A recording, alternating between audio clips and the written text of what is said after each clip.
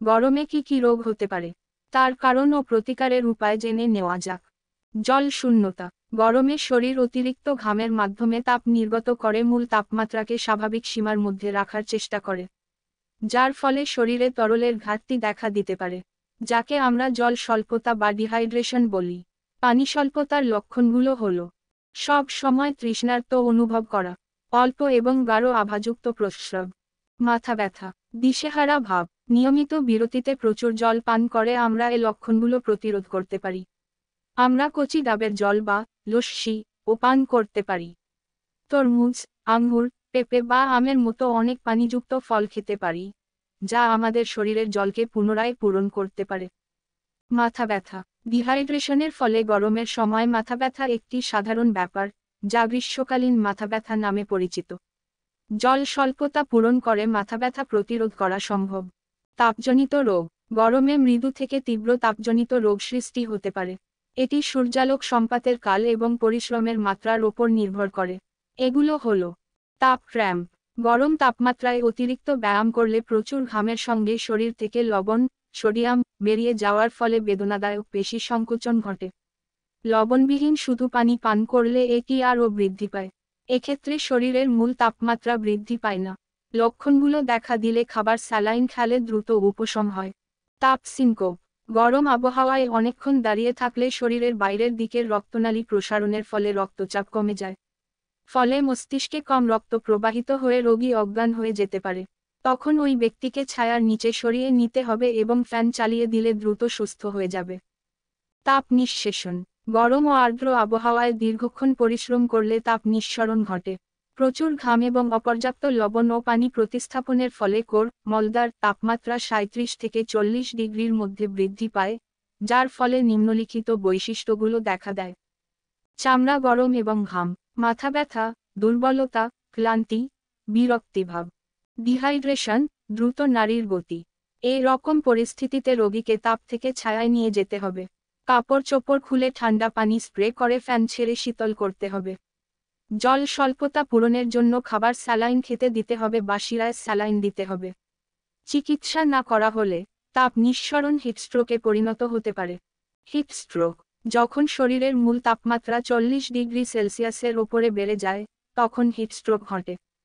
হিটস্ট্রোকের লক্ষণগুলো হল রোগীর ত্বক খুব গরম অনুভূত হয় এবং ঘাম থাকে না, মাথা ব্যথা, বমি বমি ভাব এবং বমি, মাংসপেশি কাঁপুনি এবং বিভ্রান্তি, উত্তেজিত বা জ্ঞান হারানো।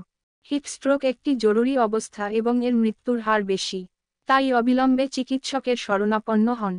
প্রতিরোধ। যতটা সম্ভব দুপুর 12টা থেকে বিকাল 4টা পর্যন্ত সর্বোচ্চ গরমের সময় বাইরে বের হওয়া থেকে বিরত থাকুন। যদি বাইরে যেতে হয়, তবে হালকা কাপড় দিয়ে শরীর ঢেকে বের হবেন। প্রখর রোদে ঘোরাঘুরি পরিবর্তে ঠান্ডা জায়গায় থাকার চেষ্টা করুন। হে ফিভার। হে ফিভার এক ধরনের অ্যালার্জি। এটি বিশেষত গ্রীষ্মের শুরুতে দেখা যায়। শেষ অবধিও এর রেশ থাকে। যখন ফুল ফোটে এবং পরাগ শরীরের সংস্পর্শে আসে তখন এই সমস্যা দেখা যায়। হে ফিভারের লক্ষণগুলো হল নাক আটকে যাওয়া এবং চোখ দিয়ে পানি পড়া, কাশি এবং হাঁচি, নাক দিয়ে পাতলা পানি পড়া, ক্লান্তি এবং জ্বর। প্রতিরোধ। বাইরে যাওয়ার সময় মাস্ক ব্যবহার করে পরাগের সংস্পর্শ এড়িয়ে এটি প্রতিরোধ করা যায়।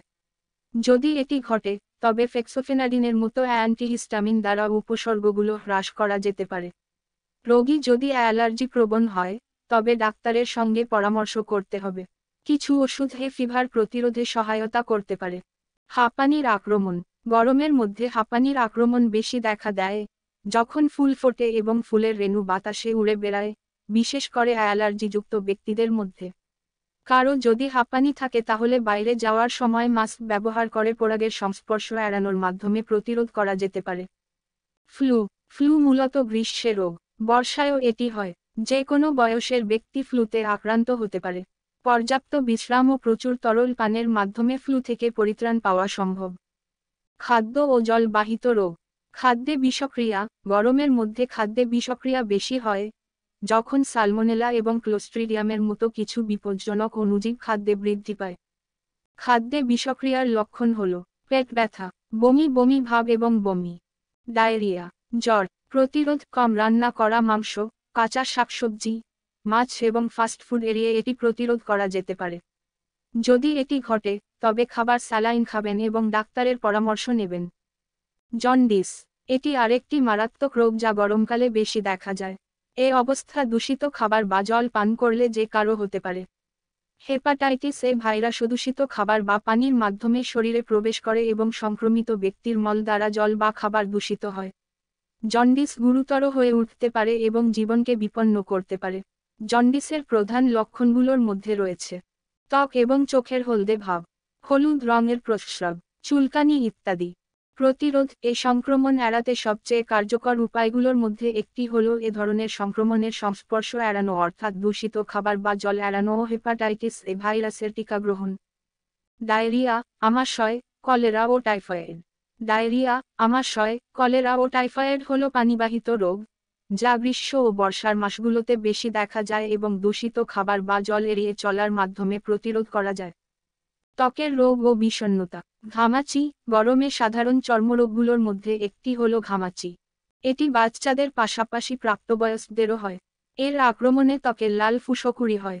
এটি অত্যন্ত অস্বস্তিকর এবং অতিরিক্ত চুলকানির কারণ হতে পারে। এ অবস্থার সৃষ্টি হয় যখন একজন ব্যক্তি প্রচুর পরিমাণে ঘামে এবং ঘামে ভেজা কাপড় ত্বকে ঘষতে থাকে, যার ফলে ফুসকুড়ি এবং চুলকানি হয়। ঘামাচি থেকে নিষ্কৃতি পেতে হলে আপনার ত্বক শুষ্ক রাখতে হবে। ঘর্মাক্ত জামা কাপড় সময়মতো পরিবর্তন করতে হবে। ত্বককে শুষ্ক রাখতে ভালো ঘামাচি পাউডার ব্যবহার করলে উপকার পাওয়া যায়। রোদে পোড়া কেউ দীর্ঘ সময়ের জন্য শুড়ালোতে থাকেন, তখন ক্ষতিকারক অতিবেগুনি রশ্মি তার সূক্ষ্ম ত্বকে প্রবেশ করে সানবার্ন নামক অবস্থার সৃষ্টি করতে পারে। এ অবস্থায় ত্বক শুষ্ক ও লাল হয়ে যায় এবং চুলকায়, সঙ্গে বমি বমি ভাব, জ্বর বা ঠান্ডা থাকতে পারে।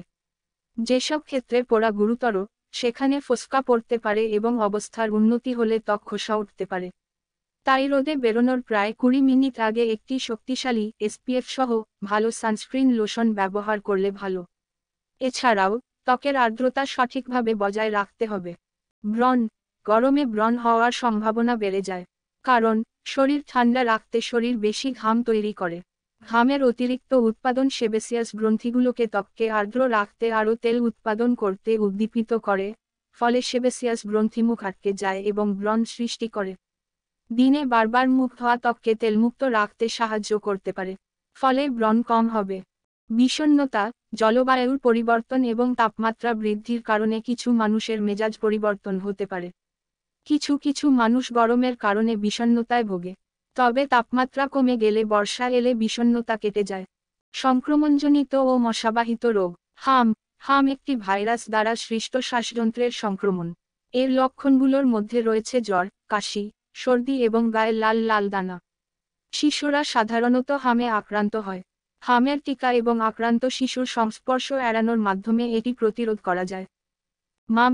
মাম্পস একটি ছোঁয়াচে এবং মারাত্মক ভাইরাসজনিত রোগ, যা গরমে ব্যাপক আকার ধারণ করে।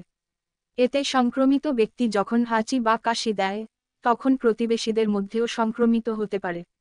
এটি কানের সামনের প্যারোটিড গ্রন্থিকে আক্রান্ত করে, যার ফলে গ্রন্থি ফুলে যায়, ব্যথা এবং জ্বর হয়।